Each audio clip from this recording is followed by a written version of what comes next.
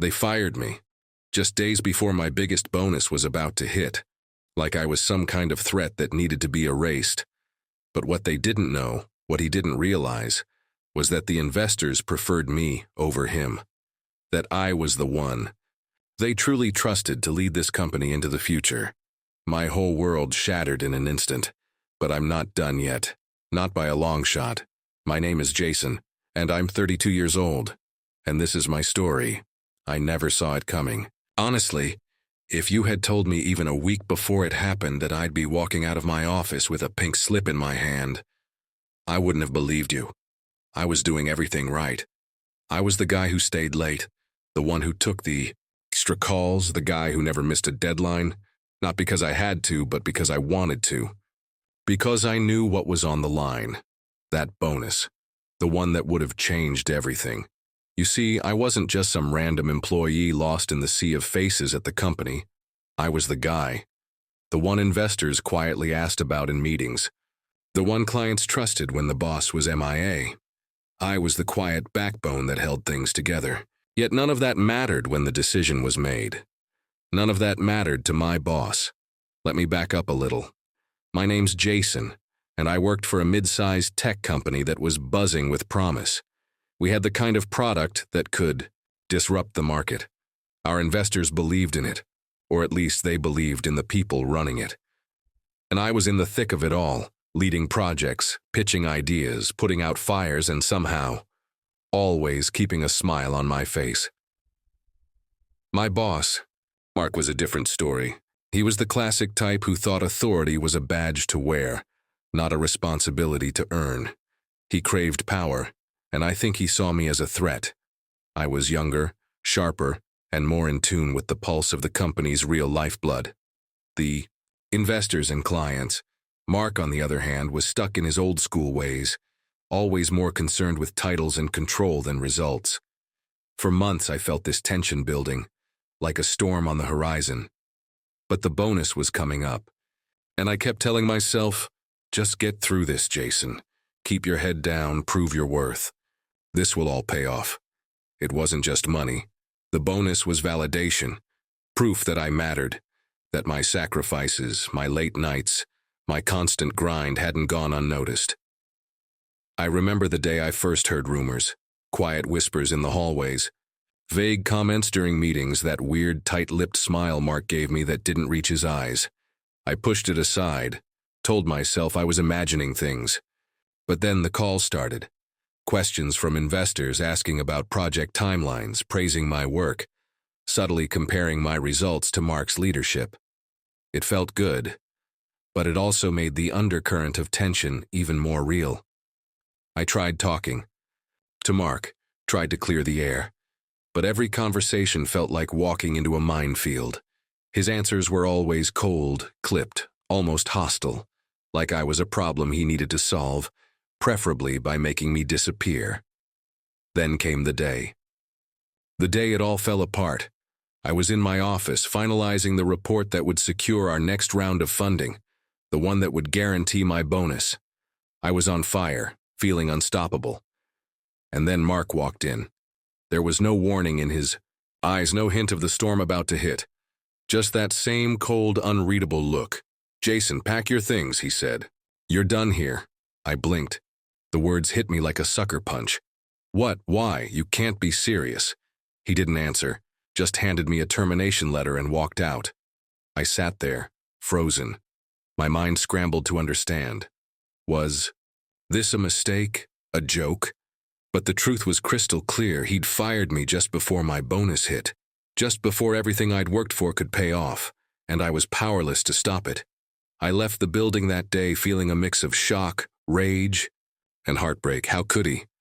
How could he throw away someone who was essentially holding the company together just because he saw me as a threat? But deep down, a part of me knew the real story. It wasn't just about me. It was about control, about who the investors trusted, behind closed doors. Because here's the thing. While Mark thought he was the king of the castle, the investors had already made their choice. And it wasn't him. That realization simmered in me as I walked out that door. Hurt, yes, but also burning with a fierce determination. I wasn't going to let this end here, not like this.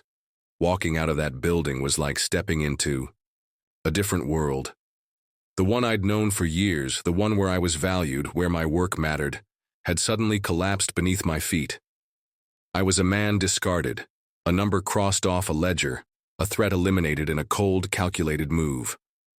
But what hurt the most wasn't the loss of the job. It was the betrayal. Mark had been my boss, sure, but I thought we had something more. I thought, despite his flaws, there was respect, maybe even a bit of loyalty. I was wrong. It turns out, in the corporate world, loyalty is only as strong as your leverage, and I had none. For days after, I was numb. Friends called, concerned, but I barely had the energy to respond. I replayed that moment over and over. Mark's face, the way he didn't look me in the eyes, the quiet finality in his tone. Pack your things. Those words echoed like a death sentence, but beneath the shock, something else began to stir, something stronger. I started to piece things together, to connect the dots that Mark wanted to keep hidden. It wasn't just about power. It wasn't just personal. It was about something much bigger. See, I'd been hearing whispers from the investors for months. Not the official boardroom chatter, but the off-the-record conversations. They trusted me. They preferred me. They saw in me the future of the company, the one who could actually deliver on promises while Mark floundered. I wasn't supposed to know that. It wasn't common knowledge. Mark had built his career on the illusion of control, on playing the right politics. But behind closed doors, the investors were quietly losing faith in him, and I was the elephant in the room he refused to acknowledge. Decided to reach out to one of them. Just one call. I needed to hear the truth from someone who wasn't tangled in office politics. I called Linda, a senior investor who had been one of my strongest supporters. My heart pounded as the phone rang. Jason, she answered, her voice cautious but warm. Linda, I just wanted to say thank you, I said, my voice thick, for believing in me, for trusting me. There was a pause on the other end, then a soft sigh. Jason, you didn't deserve what happened. Mark's made some reckless moves. You were the one who kept projects afloat. The truth is, many of us have been quietly rooting for you to take a bigger role. Her words hit me like a wave. I wasn't crazy. I wasn't imagining things. The investors had been watching and they'd noticed. They saw what Mark couldn't or wouldn't. That conversation changed everything. It gave me clarity and a strange kind of strength. I wasn't just a victim of some petty power play. I was someone who mattered to the people who could actually make a difference. But it wasn't just about the investors.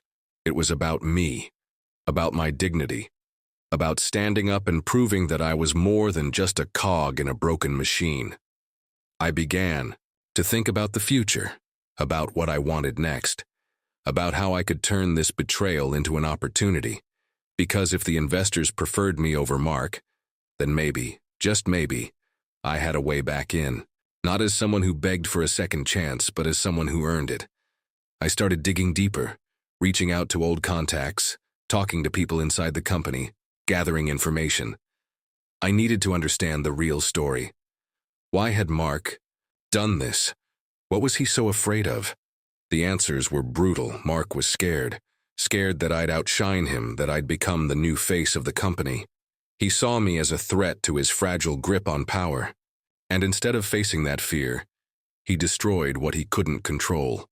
I realized then that my battle wasn't just against a boss who'd fired me.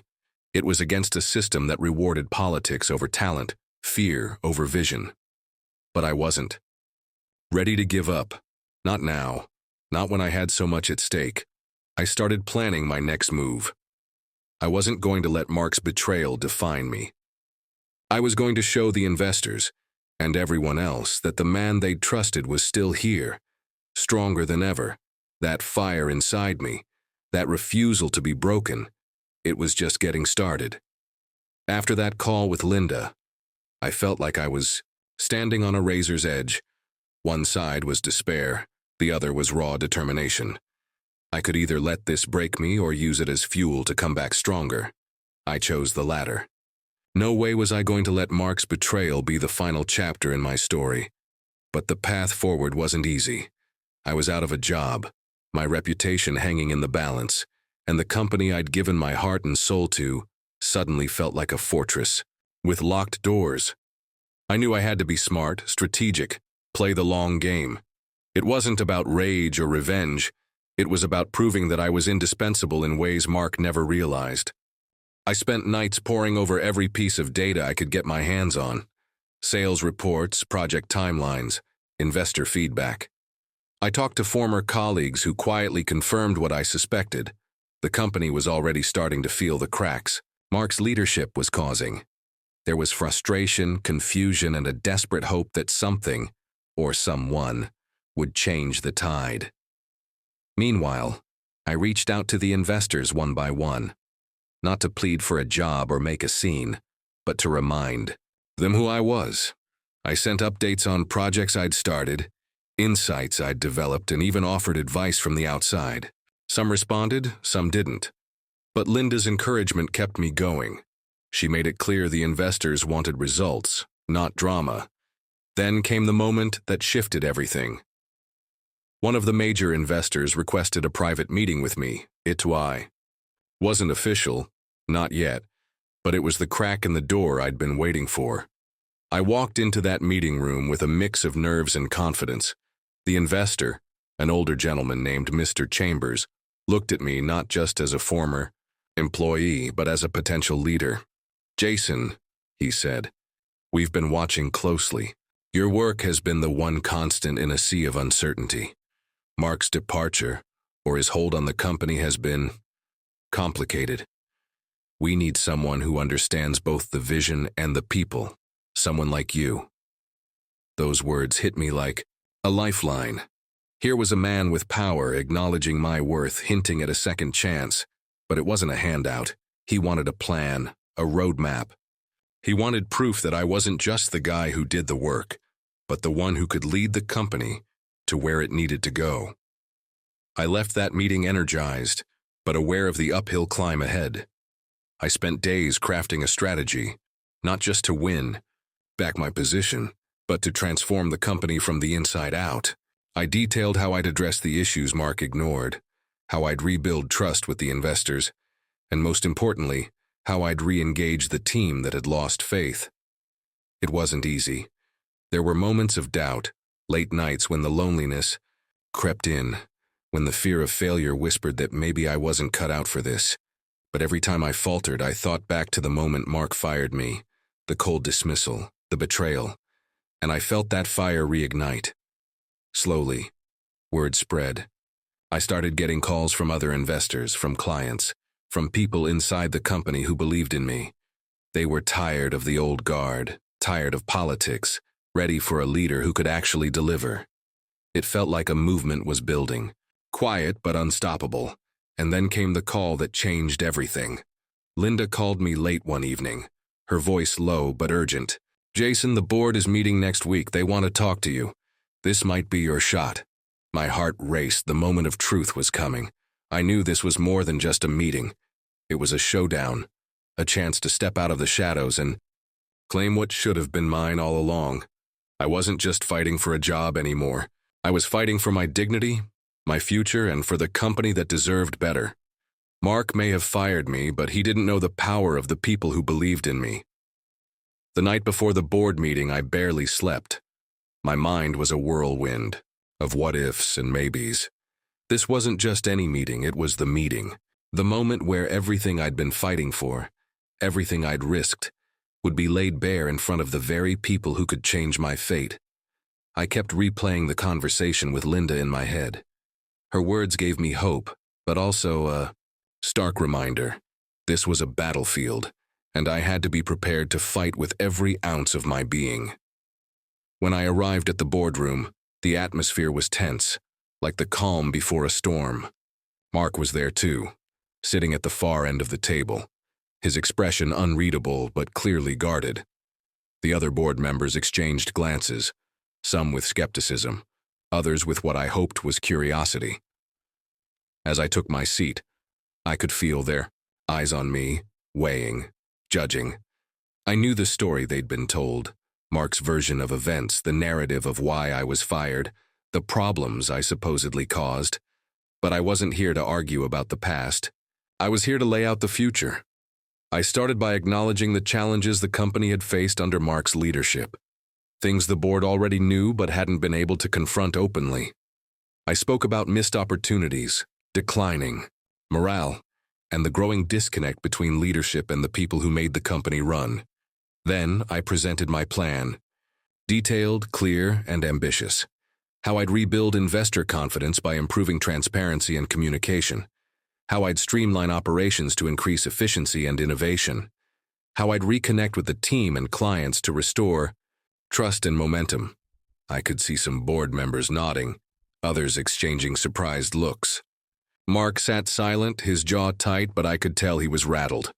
When I finished, there was a pause, thick and heavy. Mark was the first to speak. "Jason," he said, voice low but firm. "You're a talented guy, no doubt. But leadership isn't just about ideas. It's about experience, authority. You don't have the track record to run this company. That's why I had to let you go." His words hit like a slap, but I stayed calm. "Mark," I replied, "experience means nothing if it's not paired with results. The investors trusted me because I delivered. I was the one stabilizing projects when you were focused on politics. The company needs a leader who earns respect through action, not just title." The room grew quiet again. Then Linda spoke up. "We've been listening carefully," she said, "and the investors agree. The company needs a new direction. Jason has shown the vision and results we need. It's time for a change." One by one, other board members voiced their support. Mark's grip on the room slipped with each word. In that moment, I felt a mix of vindication and relief. I wasn't just fighting for myself anymore. I was fighting for the company, for the people who believed in a better future. When the vote came, it was unanimous. The board decided to remove Mark from his position and appoint me as the new head of the company. It felt surreal, like the world had shifted beneath my feet, and finally, after all the pain and betrayal, justice was served. But I knew this was only the beginning. The real work was just starting. Sitting behind the big desk for the first time, as the new head of the company, was nothing like I imagined. There was no triumphant music, no applause, just the heavy silence of responsibility pressing down on me like a weight I wasn't sure I was ready to carry. I thought getting fired was hard. Taking back control? That was a whole different battle. The moment I stepped into the office, the reality hit me. This wasn't about revenge or proving Mark wrong anymore. It was about fixing the mess he left behind. The fractured teams, the shaken investor confidence, the growing pile of unfinished projects that had once been my pride. The people who worked under Mark looked at me with a mixture of hope and skepticism. I couldn't blame them. Their trust had been broken before, and now it was my job to rebuild it. I started by calling a company-wide meeting. I didn't come with empty promises or grand speeches. I came with honesty. "I know the last few months have been rough," I told them. Voice steady but raw. "I've been where you are, uncertain, frustrated, even betrayed. But I'm here now, not just to lead, but to listen, to fix what's broken and to build something better." There were murmurs, some nods, but mostly silence. Change was scary, especially after betrayal. I spent the next weeks walking through every department, meeting face to face with the people who made the company tick. I listened to their frustrations, their ideas, their fears. I learned that Mark's leadership had done more damage than I realized, not just to projects, but to morale, trust, and belief in the future. I knew I couldn't fix everything overnight, but I made a promise to be transparent, to communicate openly, and to put the company's needs above my own. The investors were watching too. After the board meeting, I kept up regular updates, no sugarcoating, just the truth, the honest progress we were making and the challenges we still faced. Slowly, the tide started to turn. Investors began to smile again during calls. Employees started asking questions not out of fear but curiosity, and the projects I'd once shepherded began moving forward with new energy. But the burden was real. Every decision felt like walking, a tightrope. Every mistake was magnified. I wasn't just leading a company, I was leading people who had been hurt, who had doubts, and who deserved better. There were days when the pressure almost broke me, nights spent staring at the ceiling, wondering if I was enough.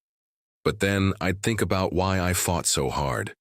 The betrayal, the bonus I never got, the investors who believed in me, the people who needed a leader who cared, and I'd push on because this wasn't just about a job anymore. It was about redemption, about proving that integrity, hard work, and belief in people could overcome even the darkest betrayals. I was no longer just Jason, the guy who got fired.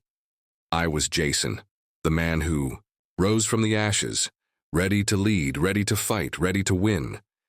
Months passed since I took over, and with every day the company began to breathe easier. The atmosphere shifted from tension and suspicion to cautious optimism. I won't lie, it was exhausting. Every success came with a dozen new challenges, but the progress was undeniable. We were rebuilding trust not only within the walls of the company, but with the investors who had once lost faith. One day, I found myself alone in my office, staring out the window as the city buzzed beneath me. It was quiet, a rare moment of peace. I let myself reflect on how far I'd come, how much had changed.